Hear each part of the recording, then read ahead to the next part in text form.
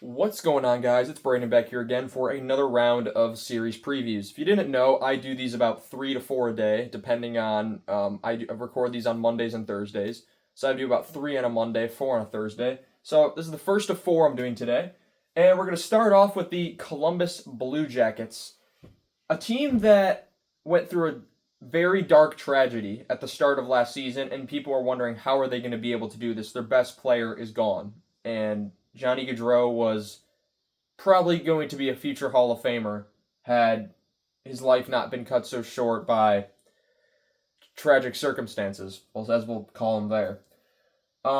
This team pushed. This team pushed really hard to get into the playoffs, and they were so close, and everyone was rooting for them.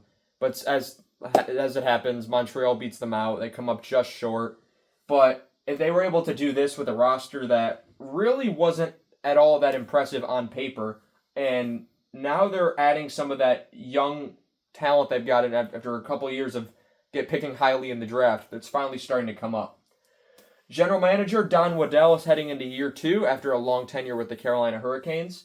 And coach Dean Evason is also heading into year two, and there's no way his job's at any risk unless they start the season just so bad that it's crazy.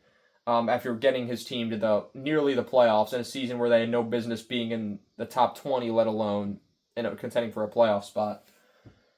First line, you have Dmitry Voronkov, 4.175 until 2027, which he will be an RFA. Very common theme with this team, like Chicago. A lot of upcoming RFAs. Sean Monahan, $5.5 million until 2029. He wins the Masterton.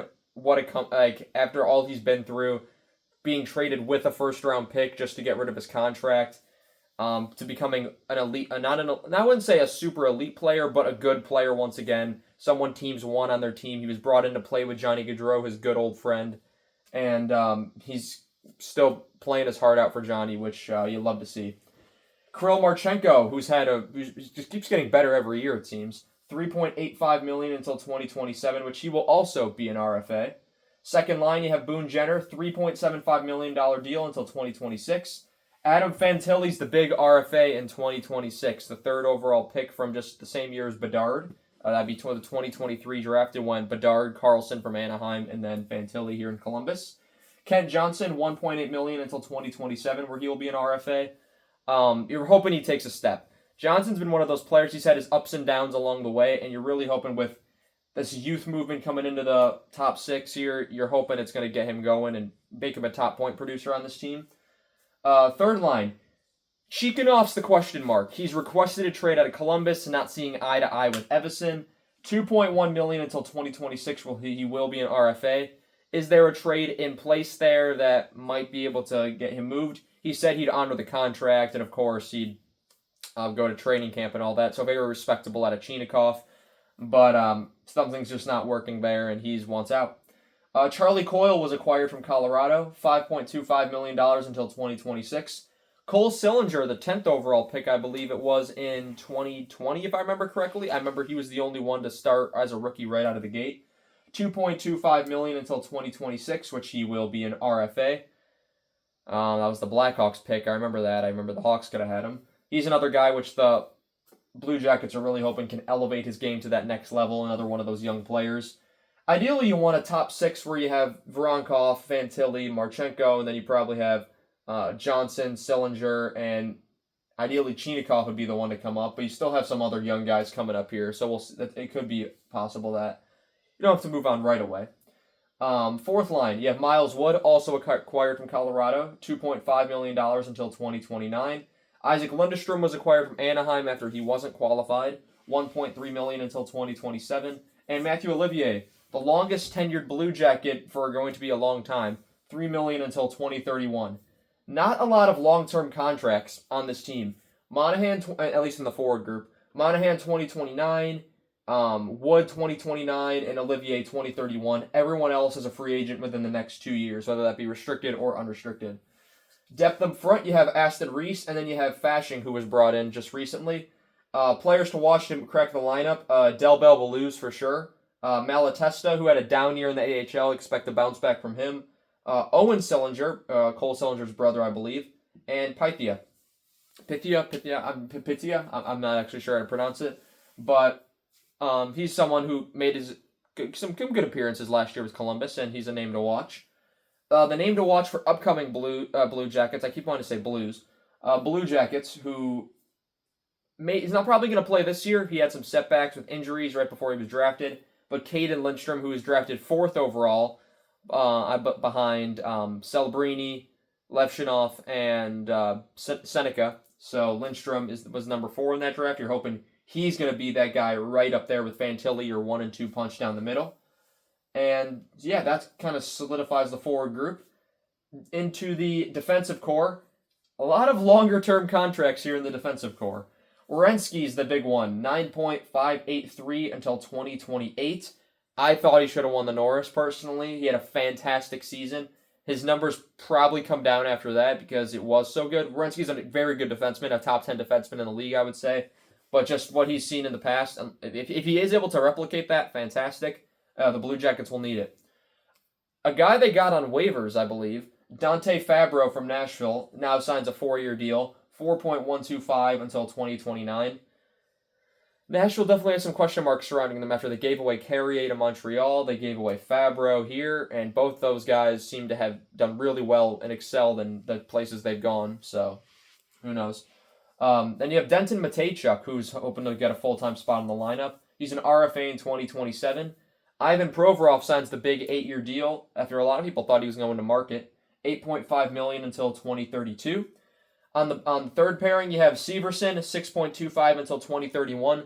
Bit of an overpayment, yes, but overall, Columbus is nowhere near low on cap space. They're going to need all that cap space when you have Voronkov and Marchenko and Fantilli and Johnson and, unless Chikhanov rescinds his trade request, and Sillinger. So, a lot of guys there which you're going to need that cap space for.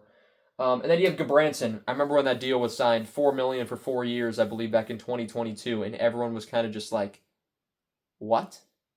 $4 million for Gabranson? But that deal expires this season, and they have some defensemen who could fill in if need be. So overall, nothing too much to worry about. They got a lot of expiring deals, a lot of cap space. If there's a big free agent that hits next summer, I expect Columbus to be in on one of them at least.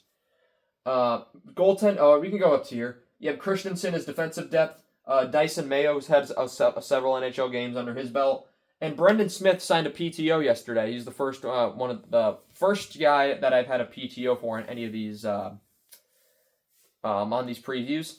And of course, right after I posted the Colorado Avalanche one yesterday, Victor Olofsson signs. So I put in the description of that video to slot him in on that third line right wing and have probably Ivan fall out of the lineup, but that's beside the point. So you have those 3 guys, and then they picked Jackson Smith this year in the draft, who is one of the better defensemen considered in this draft. So we'll see how he develops and if he'll crack into this lineup in the next 2 to 3 years or so. Goaltending, Merzlikins, $5.4 million until 2027, and then you have Jet Greaves, who's going to be the starter eventually. It's a matter of when. He's also an RFA in 2026, so look for him to get more of the starts this year, especially if Merzlikins has another rough start. He's had trouble gaining traction these last couple of years. Other goaltending depth, you have Sawchenko as your third goaltender. No issue there. And then the question mark at Adrianov. A first-round pick by Columbus. I believe it was the first or second goalie off the board, if I remember correctly. Because there's a few goalies that went high. But Adrianov, I believe, went first. He signed a deal in the KHL for some time, so when he comes over, if he comes over, Columbus has taken a high risk on that pick, but if they believe they can do it, I believe they can. Russian goalies are a very hot commodity these days, so I've got no issue with Columbus picking a Russian goaltender high. They'll probably do well, because that's, if you look around the league, aside from Philadelphia with Fedotov and Koltsov, you have Vasilevsky, you have Shesterkin, you have Bobrovsky, Sorokin, I've one on the tip of my tongue that I'm also forgetting, but Askarov, that's the one I was thinking of. Russian goaltenders have taken a prominent role in this league. Something that they were lacking if you look at back in the 90s and even early 2000s a bit. The only Russian you didn't really hear about Russian goalies. I mean, there was Javi Bulin, and that's really the only one I could think about from that time period, to be honest with you. Moving on, we have the full list of additions, you have Coyle, Wood, Lundestrom, Fashing, and Brendan Gaunce was also added. Subtractions, Van Riemsdyk, that's James Van Riemsdyk. Justin Danforth, Van Riemsdyk goes to Detroit, Danforth to Buffalo. Corrali to Boston. LeBanc, I believe, hasn't signed yet, or if he probably going to sign in Europe. Jack Johnson, I believe, signed a PTO with the Minnesota. Harris went to Boston. Cunnin hasn't signed yet, which I'm surprised about. Christian Fisher retired. Tarasov was traded to Florida. LeBate went to Vancouver, and Brindley was traded to Colorado. And Butler also leaves as what trade was it? It was it was just a minor deal. It was Gaunce and Butler for one another, just depth pieces. Looking at this team from when they last made the playoffs, they last made the playoffs in 2019-20, where they upset the Leafs and then lost to Tampa in the first round. The year before that, they beat Tampa in the first round in what I consider to be the greatest upset of probably all time.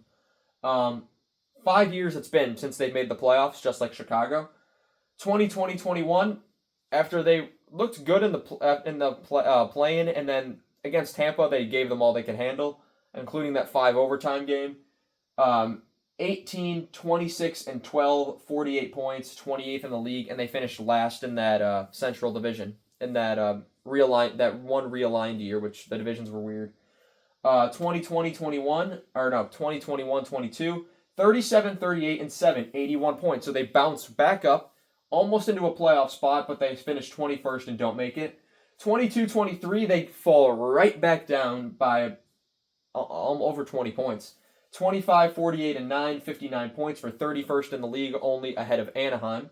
23-24, 27, 43, and 12 for 66 points, which was good enough for 29th in the league. And then after losing their star forward, tragically, 40, 33, and 9, 89 points, 19th in the league, just missed the playoffs out to Montreal.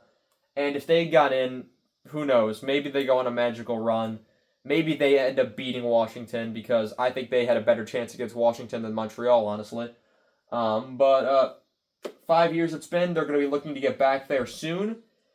Now, the question of whether they do, Washington, Carolina, New Jersey was your top 3 last year. Carolina and New Jersey should be guaranteed ins.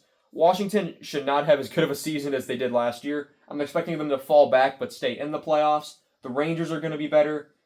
The Islanders, Penguins, and Flyers, I don't expect to be in it in a weak Metro Division. Columbus could end up snagging the 3rd spot if things go right. Other than that, the Atlantic Division is so stacked that it's going to be hard for them to get a wild card, just like last season. Ottawa and Montreal, both in the Atlantic, got both wild cards. So overall, I'm going to take Columbus as a no to make the playoffs. So if we want to make a chart of playoffs and no playoffs, as we're now, I believe, 8 teams into this, Carolina, Colorado, 2 definites to make the playoffs. Everyone else, I would say as of right now, no. Anyway, guys, I want to thank you all so much for watching this video, and I shall see you all in the next one, and leave your thoughts down below. Have a good one.